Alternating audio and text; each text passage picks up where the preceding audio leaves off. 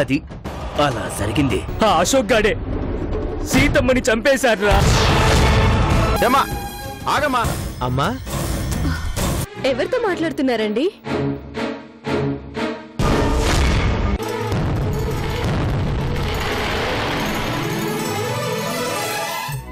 ఎలా ఉన్నారా ఆంటీ? బాగానే ఉన్నానమ్మా, అన్నీ బాగానే ఉన్నాయి. అవును, రాజాకి నీకు ఏమైందయ్యా? వాడు చెప్పిన దాన్ని బట్టి మీరిద్దరూ సరిగ్గా మాట్లాడుకుంటున్నట్లేదు. ఈయన బాగానే మాట్లాడాలనుకుంటున్నారా ఆంటీ? కానీ రాజానే ఈయన నన్ను పెళ్లి చేసుకున్నారన్న కోపంతో ఈయనతో మాట్లాడడం మానేశాడు. చివరికి ఈయన్ని చంపాలనుకున్నాడు ఆంటీ. అశోక్ని చంపాలనుకున్నాడా? లేదమ్మా, లేదు. ఎంత జైలుకు వెళ్ళినా నా బిడ్డకు అలాంటి బుద్ధులు లేవమ్మా. నీకు తెలీదమ్మా, వాడు జైలు నుంచి మంచి మనిషిగా వస్తాడు అనుకుంటే అక్కడ మనుషుల మనస్తత్వాల్ని అలవాటు చేసుకుని వచ్చాడు. అశోక్, రాజా గురించి నువ్వేనా ఇలా మాట్లాడుతున్నది? నిజమమ్మా. వాడు బయటకు వచ్చాక శంకర్ అనే ఒక రౌడీ షీటర్తో కలిసి గొడవలు కొట్లాట్లంటూ తిరుగుతున్నాడమ్మా. వద్దురా, నువ్వు వెళ్ళేది మంచిదారి కాదు అని చెప్పినందుకు వాడు నన్నే దూరం చేసుకున్నాడమ్మా. ఏంటయ్యా, నువ్వేమో గొడవలు కొట్లాట్లు అంటున్నావు, వాళ్ళేమో ఏదో వ్యాపారం చేస్తున్నామని అంటున్నారు. నీ దగ్గర అలా అబద్ధం చెప్పుంటారమ్మా. స్థలాల్ని ఆక్రమించుకోవడం, రౌడీ మామూళ్ళు వసూలు చేయడం, అడ్డొచ్చిన వాళ్ళని కొట్టడం, అవసరమైతే చంపడం, ఇది వాళ్ళ ఉద్యోగం.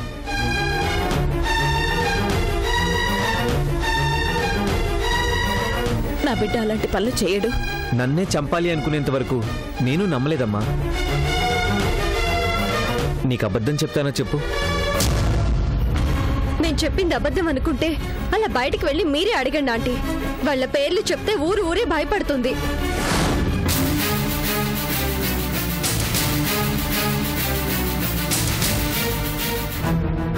ఇవన్నీ నీకు చెప్పేది వాణ్ణి చెడ్డవాణ్ణి చేయాలని కాదమ్మా. నా మాట ఎలాగో వినడం లేదు, కనీసం నీ మాటనే వింటాడు అని, ఆ ఊబిలోంచి బయటకు వస్తాడు అని. ఈయన అనుకోవటమే గాని బయటకు వచ్చే ఆలోచన రాజాకి అసలు లేదా ఆంటీ? అది నిజమేనమ్మా. లేకపోతే ఆ రాజాని శంకర్ వాళ్ళ ఇంట్లో ఎందుకు పెట్టుకుంటాడు? వాడు ఏం చెప్పినా చేస్తాడు కాబట్టి. కొట్టమంటే కొడతాడు, చంపమంటే చంపుతాడు కాబట్టి. ఆ శంకర్ వాడిని తన దగ్గరే ఉంచుకొని రాజాని ఇంకా చెడగొడుతున్నాడమ్మా. నువ్వు ఆ ఇంట్లోనే ఉంటున్నావు కదమ్మా, నువ్వే చూస్తావు. ఈరోజు కాకపోయినా రేపైనా నిజం నీకే తెలుస్తుందిగా.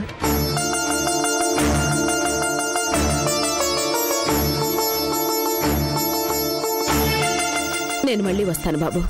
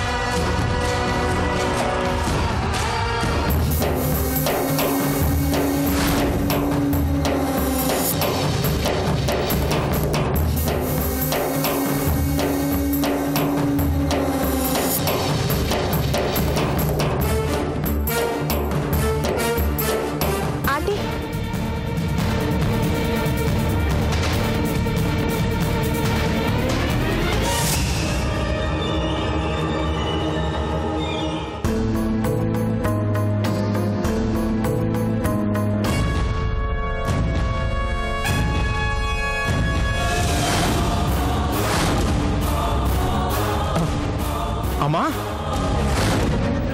ఎక్కడికి వెళ్ళావు?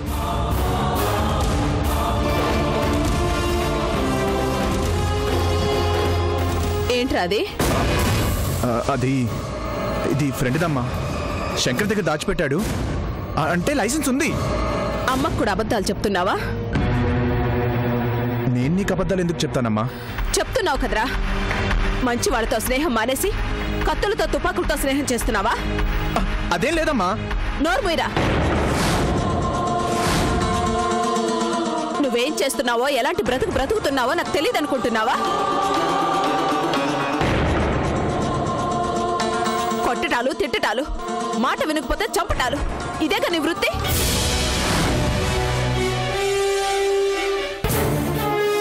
నా బిడ్డ బంగారం ఏ తప్పు చేయడని గర్వంగా చెప్పుకునేదాన్ని.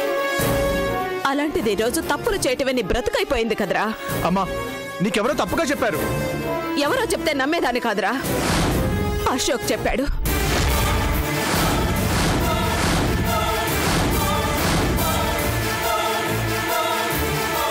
అదే నిజమని నీ చేతిలో తుపాకీ చెబుతుంది.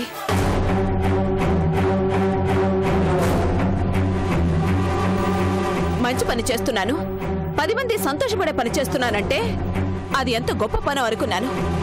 జనాన్ని బెదిరించి బ్రతకటమా నువ్వు చేస్తున్న మంచి పని?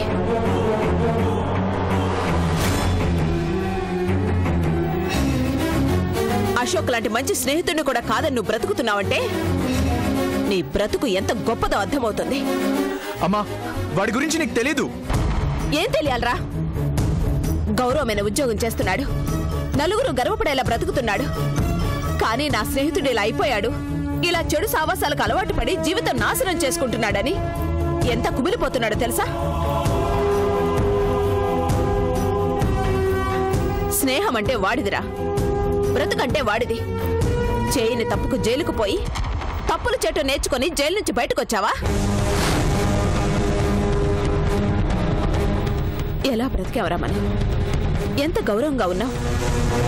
ఉన్న దాంట్లో తిని ఏనాడు ఎవరు వేలెత్తి చూపించే అవకాశం ఇవ్వకుండా బ్రతికాం. అశోక్లాగా నువ్వు ఆఫీసరు కావాలని కోరుకోలేదురా. ఏదో మన స్థాయికి తగిన ఉద్యోగం వచ్చి మీ నాన్నలాగా గుట్టుగా బ్రతికితే చాలు అనుకున్నాను.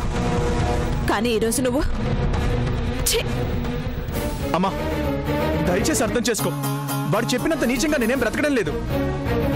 నేను చేసే పని నలుగురిని సంతోష పెట్టేదే కానీ బాధ పెట్టేది మాత్రం కాదు.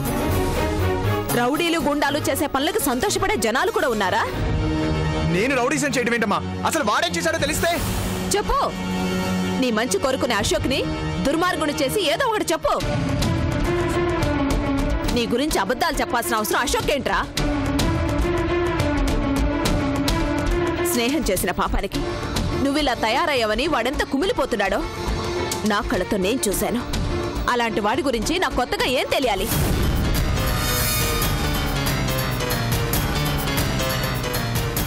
చూడు, నీ రెక్కల కష్టంతో పచ్చడి మెతుకులు పెట్టినా నాకు అది అమృతమేరా. కానీ ఇలాంటి రక్తపు కుడు తిని బ్రతకడం నా వల్ల కాదు. మంచిగా బ్రతుకు, మనిషిగా బ్రతుకు, అంతేగాని ఇలాగే బ్రతుకుతుంటే మీ నాన్న ఆత్మకి శాంతి కలుగుదరా.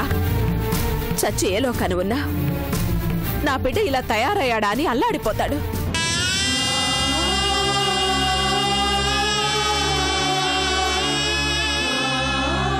నిన్ను అరెస్ట్ చేశారు అన్న ఒక్క మాటకే ఆగిపోయిందిరా ఆయన గుండె.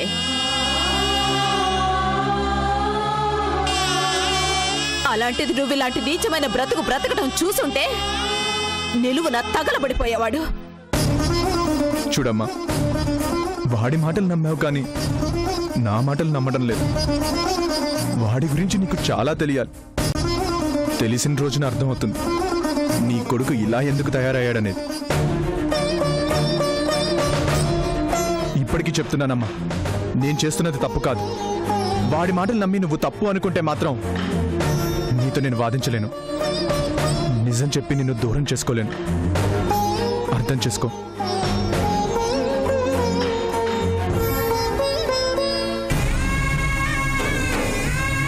అంతేగాని నేనింక ఏ తప్పు చేయనమ్మా. నీకు నచ్చినట్లుగా ఉంటారు అని మాత్రం అనవు. నా బిడ్డ ఎదుగుదల చూడాలనుకున్నాను కానీ ఇలాంటి ఎదుగుదల కాదురా నేను కోరుకున్నది. అయ్యో, ఏం జీవితం రానేది.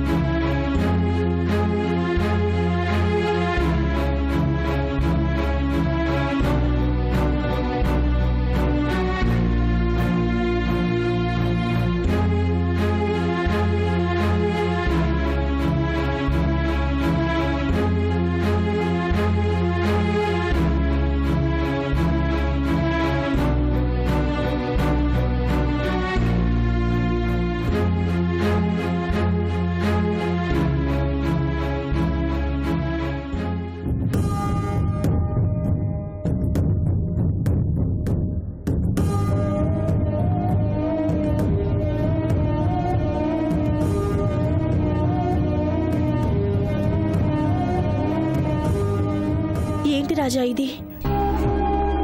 ఇంతకన్నా ఇంకేం మిగిలింది మాధవి? మా అమ్మకి కూడా నేను చెడ్డవాడిగానే కనిపిస్తున్నాను.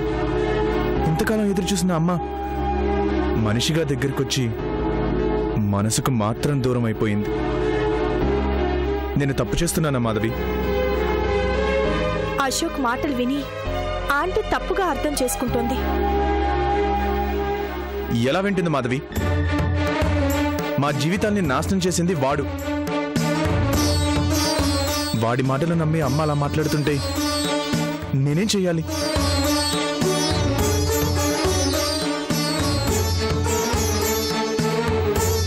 నాకంటూ మిగిలింది, వాడు మిగిల్చింది మా అమ్మ ఒక్కటే. అమ్మని నాకు కాకుండా చేయాలని చూస్తున్నాడు వాడు. తప్పులన్నీ వాడు చేసి అమ్మ ముందు నన్ను దోషిగా నిలబెట్టాడు.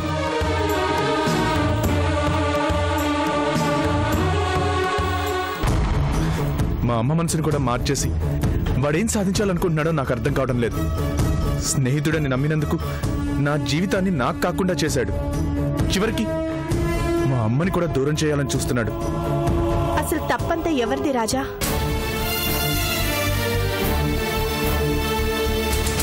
నీది కాదా?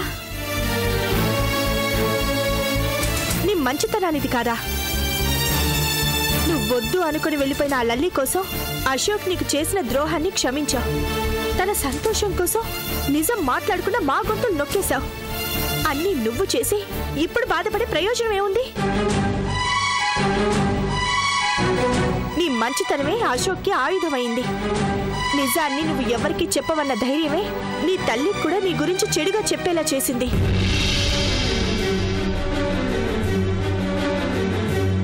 ఇప్పటికైనా అర్థం చేసుకో రాజా. నీ మంచితనం నీకు కష్టాలు ఇస్తుందే గాని ఒక్క సంతోషాన్నిచ్చిందా చెప్పు? మంచిగా బ్రతకడం కూడా తప్ప? మంచికి మంచి తోడైతేనే అది మంచి, దానికి విలువ. మంచికి అర్థం తెలియని వాళ్ళకి నీ మంచితనం ఎలా అర్థం అవుతుంది? నా మంచితనం నన్ను ఒంటరివాడిని చేస్తుంది, నా తల్లిని కూడా నాకు దూరం చేస్తుంది అని అనుకోలేదు. ఎవరూ నీకు దూరం కారు. ఒకవేళ అందరూ నీకు దూరం అయినా నీ బాధలు పంచుకోవడానికి, నిన్ను అర్థం చేసుకోవడానికి నేనున్నాను రాజా.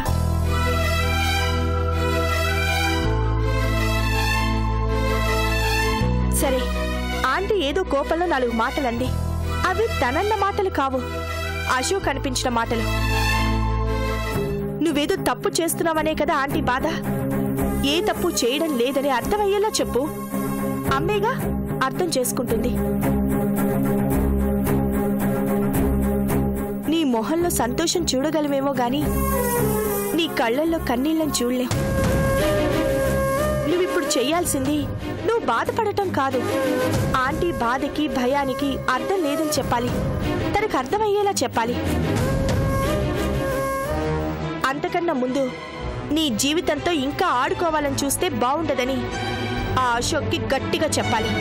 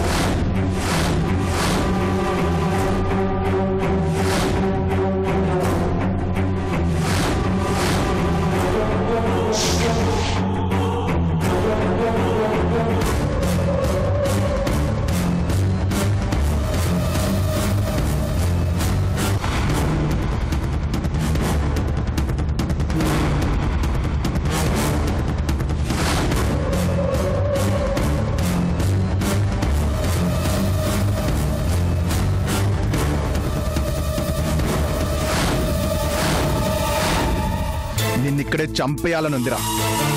ఈ రివాల్వర్లో ఉన్న 6 బుల్లెట్లు ఇలాగే నీ గుండెలో దింపేయాలనుంది.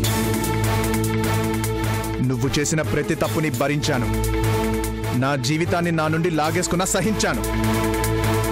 కానీ ఈరోజు మా అమ్మనే నాకు దూరం చేయాలని చూస్తున్నావు. దీన్ని మాత్రం క్షమించాను రా. ఏం చేస్తావు? ఏమీ చేయలేనని మాత్రం అనుకోవద్దు. నువ్వు నా గురించి మా అమ్మకు అబద్ధాలు చెప్పావు. అలాగే నేను నీ గురించి నిజం చెప్పాననుకో, చెప్తే ఏమవుతుందో తెలుసుగా. చెప్తే మా అమ్మ గుండె పగిలిపోతుందిరా. నువ్వు నమ్ముతున్నవాడు, నువ్వు కొడుకని ఇంకా మురిసిపోతున్నవాడు మనిషి కాదమ్మా. మన జీవితాలు ఇలా నాశనం కావడానికి, నీ నుదుటి పొట్టు చెరిగిపోవడానికి కారణం వాడే అని చెప్పడానికి ఒక్క నిమిషం చాలు. కానీ ఆ నిజం నా తల్లి తట్టుకోలేదని ఆగాన్రా. అందుకే కదరా ఆ అమ్మని అడ్డు పెట్టుకున్నాను. జరిగింది ఇది అని నువ్వు చెప్పలేవు. నువ్వు చెప్పలేవు కాబట్టే నీ గురించి నేను చెప్తున్నాను. రేయ్, నాకంటూ ఉంది మా అమ్మే. తనని నాకు దూరం చేయాలని చూస్తే మాత్రం నేను కొట్టే దెబ్బ నువ్వు తట్టుకోలేవ్. రేయ్, కొట్టి చూడరా తెలుస్తుంది. నీ వల్ల జరగాల్సిన నష్టం జరిగిపోయింది. ఇంకా ఏం కావాలరా నీకు? వెళ్ళిపో. మీ అమ్మతో అయినా నువ్వు హాయిగా ఉండాలి అనుకుంటే వెళ్ళిపో. నాకు నా లల్లికి అడ్డురానంత దూరం వెళ్ళిపో. బెదిరిస్తే వెళ్ళిపోతాననుకుంటున్నావా? వెళ్ళకపోతే మీ అమ్మ నీకు దూరం అవుతుంది. ఇంకా ఇంకా దూరం అవుతుంది. వెళ్ళిపోవడానికి కాదురా ఇంత దూరం వచ్చింది. వెళ్ళకపోతే నష్టపోతావు. ఏం నష్టపోతాన్రా? కొత్తగా నష్టపోయేది ఏమీ లేదు. ఈ క్షణం కూడా నీ చావు నాకు అడుగు దూరంలోనే ఉంది. కానీ ఇలా చంపను.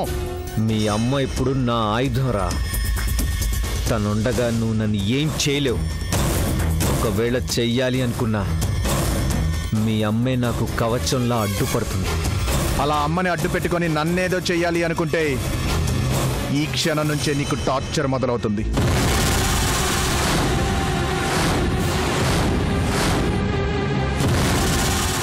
నన్నెలా నలుగురిలో దోషిని చేశావో, నన్నెలా నా వాళ్ళకి దూరం చేశావో, అలాగే నీ వాళ్ళకి నిన్ను దూరం చేస్తాను. నీ కంటి మీద నిద్ర లేకుండా చేస్తాను. మీ అమ్మ కన్నా పగ ఎక్కువైందారా నీకు? పొగ మొదలైందే అమ్మ మెడలో నుండి తెగిన తాళి దగ్గర్రా. అలాంటిది నా తల్లిని నాకు దూరం చేయాలనుకుంటే నిన్ను వదులుతానా? నీ మాయ మాటలతో మా అమ్మ మనసులో నా మీద ప్రేమని చంపుతూ ఉంటే చూస్తూ ఊరుకుంటానా? చూసుకోరా, నీ కౌంట్ డౌన్ స్టార్ట్ అయింది. దెబ్బ దెబ్బకి చేసిన తప్పులు గుర్తు రావాలి. కొత్త తప్పులు చెయ్యాలి అంటే భయం వేయాలి. రాజగాడితో ఎందుకు పెట్టుకున్నానా అని నా నీడని చూసినా భయపడాలి. అలా మానసికంగా నిన్ను ఎంత చంపాలో అంత చంపి అప్పుడు కూడా నువ్వు బ్రతికుంటే ఆ రోజు నిన్ను ఈ భూమి మీద లేకుండా చేస్తాను.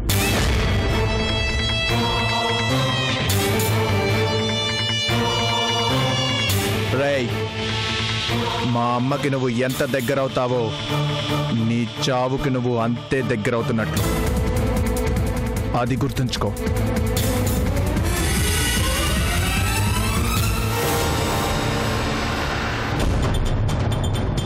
జాగ్రత్త.